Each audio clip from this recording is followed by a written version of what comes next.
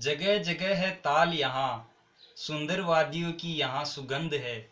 जगह जगह है ताल यहाँ, सुंदर वादियों की सुगंध है। यहाँ कहीं पर गर्मी कहीं पर ठंड है। आज हम जिसके बारे में पढ़ेंगे वो राज्य उत्तराखंड है। नमस्कार दोस्तों, मैं महिपाल कुमावत आपका स्वागत करता हूं हमारे SIT ग्रुप्स ऑफ एजुकेशंस के यूट्यूब चैनल पर। पिछले वीडियो में हमने हिमाचल प्रदेश के बारे में पढ़ा था। इस बार हम पढ़ेंगे उत्तराखंड राज्य के बारे में। तो बिना समय गवाए दोस्तों शुरू करते हैं। तो देखिए उत्तराखंड राज्य। उत्तराखंड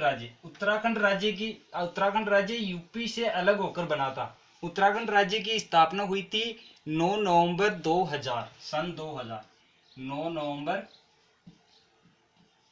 सन 2000।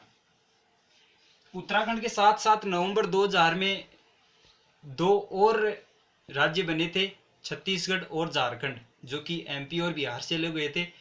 वो उसी के साथ ये 9 नवंबर 2000 को उत्तराखंड उत्तर प्रदेश राज्य से अलग हुआ था। उस समय उत्तराखंड का नाम उत्तराखंड न होकर उत्तरांचल हुआ करता था। सन 2000 से लेकर 2006 तक उत्तराखंड का नाम उत्तरांचल ही रहा और 2007 में वेदों में इसका नाम उत्तराखंड होने के कारण वहाँ के लोगों की आस्था को देखते हुए इसका नाम उत्तराखंड रख दिया गया। तो अब आगे हम बात करते हैं इसकी राजधानी की। तो इसकी राजधानी है दोस्तों देहरादून। वर्तमान में उत्तराखंड की राजधानी है देहरादून और यहाँ पर एक और जगह है गैरसैंण, जिसे वर्तमान में वहाँ की भौगोलिक स्थिति को देखते हुए उसकी आगामी राजधानी बनाने की योजना चल रही है। वर्तमान में राजधानी यही है। मैं आपको नाम बता दूं, ये करंट का प्रश्न बनेगा गैरसैंण, जिसे उत्तराखंड की राजधानी बनाने की बात चल रही है देहरादून। अब बात करते हैं अपन जनसंख्या की। तो यहाँ की जनसंख्या है 1,16,16,572 व्यक्ति।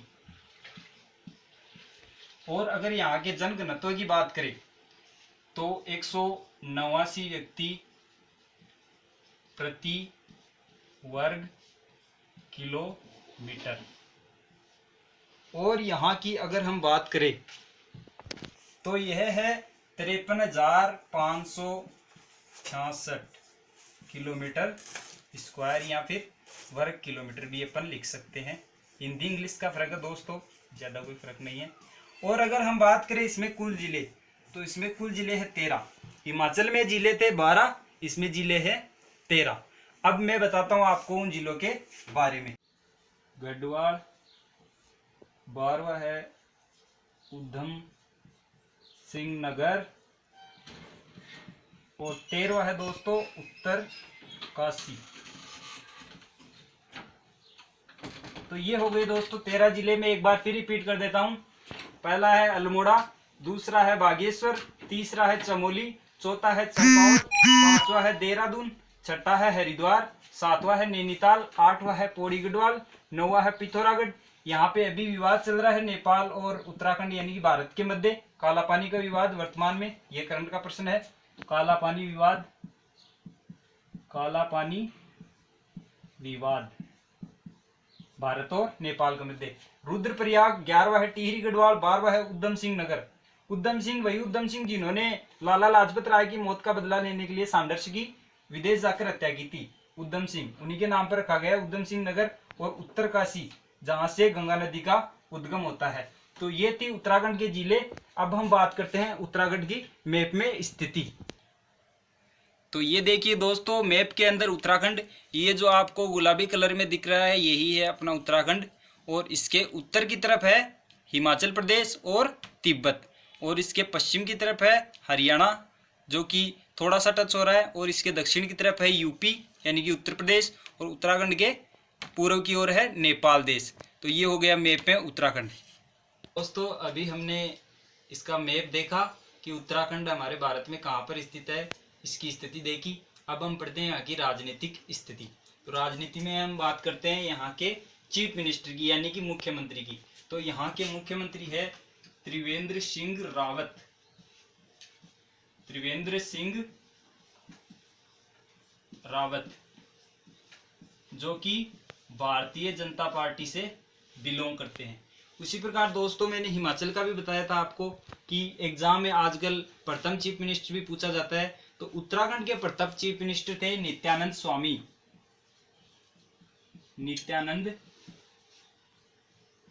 स्वामी, जो कि यहाँ के प्रथम चीफ मिनिस्टर थे। अब बात करते हैं हम यहाँ के राज्यपाल की। तो यहाँ की राज्यपाल है बेबी रानी मौर्य। बेबी रानी मौर्य यहाँ की राज्यपाल है। और यहाँ के विधानमंडल की बात करें तो यहाँ पर भी एक सदनीय विधानमंडल है।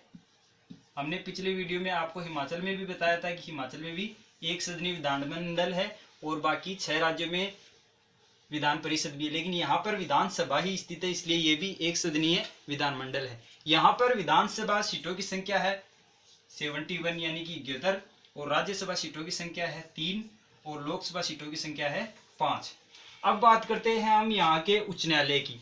तो अधिकतर राज्यों में क्या होता है, जहाँ पर राजधानी होती है वहीं पर हाई कोर्ट होता है, लेकिन कुछ राज्यों में अलग है, इसलिए कंफ्यूजन जहाँ पे क्रिएट होती है क्वेश्चन वहीं से बनता है। तो यहाँ पर उच्च न्यायालय इसकी राजधानी देहरादून में ना होकर नैनीताल में है, नैनीताल।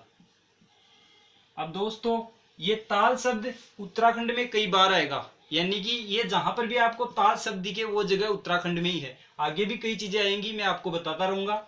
और यहाँ के मुख्य न्यायाधीश है रमेश रंगराजन, रमेश रंगराजन यहाँ के चीफ जस्टिस हैं।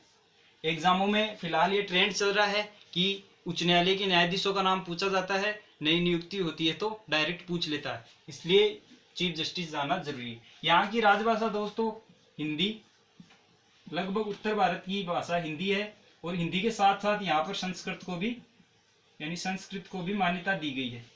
संस्कृत दोस्तों एक ऐसी भाषा है जो हमारे संविधान में 8वीं अनुसूची में शामिल है, लेकिन किसी भी राज्य में बोली नहीं जाती है, और उत्तराखंड में संस्कृत को भी राजभाषा शामिल किया गया है।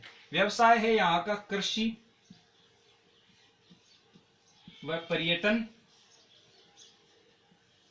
कृषि और पर्यटन यहाँ का मुख्य व्यवसाय है। पर्यटन इसलिए है दोस्तों क्योंकि यहाँ पर सुंदर घाटियां हैं, यहाँ पर कई हिल स्टेशन है, इसलिए यहाँ पर लोग बाहर से मिलने आते हैं। यहाँ पर यूनेस्को में शामिल चीजें हैं, फूलों की घाटी यहाँ पर स्थित है, जो कि विश्व भर में यूनेस्को में शामिल होने के कारण उत्तराखंड फूलों की घाटी के लिए जाना जाता है। जिस प्रकार केरल में शांत घाटी, उसी प्रकार उत्तराखंड में फूलों की घाटी। और यहाँ पर बात करें तो केंद्रीय वन अनुसंधान संस्थान, अनुसंधान की बात करें तो हम केंद्रीय वन अनुसंधान संस्थान, यह दोस्तों इसकी राजधानी देहरादून में स्थित है। इसकी स्थापना 1980 में की गई थी। तो दोस्तों आज ये था हमारा उत्तराखंड का पहला वीडियो। अगर आपको वीडियो पसंद आया हो तो लाइक करें, सब्सक्राइब करें, और अगर कोई और चीज़ आपको जाननी हो तो कमेंट करें, कोई कमी हो तो कमेंट करके हमें ज़रूर सूचित करें और शेयर करें। धन्यवाद।